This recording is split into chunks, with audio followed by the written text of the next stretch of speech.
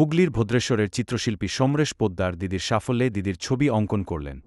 হুগলির ভদ্রেশ্বরের ভারত-বাংলাদেশ আন্তর্জাতিক খ্যাতিসম্পন্ন চিত্রশিল্পী সমরেশ পোদ্দার দিদির অসাধারণ সাফল্যে দিদির ছবি অঙ্কন করলে তিনি জানান, নমস্কার, আমি চিত্রশিল্পী সমরেশ পোদ্দার। আমি বেশ কয়েকদিন আগে থেকে মুখ্যমন্ত্রী ছবি আঁকতে শুরু করে দিয়েছিলাম। নতুন করে আমি জানি যে আবারও মুখ্যমন্ত্রী জিতবেন, তো সেই উদ্দেশ্য নিয়ে আমি ছবিটা শেষ করেছি মুখ্যমন্ত্রীকে দেওয়ার জন্য। আমি ছবি আঁকছি, আপনারা দেখতে পাচ্ছেন, এবং এই ছবিটি আমি মুখ্যমন্ত্রীর হাতে তুলে দেওয়ার জন্য প্রস্তুত। আগামী দিনে অবশ্যই এই ছবিটি মুখ্যমন্ত্রীর হাতে তুলে দেব। নমস্কার।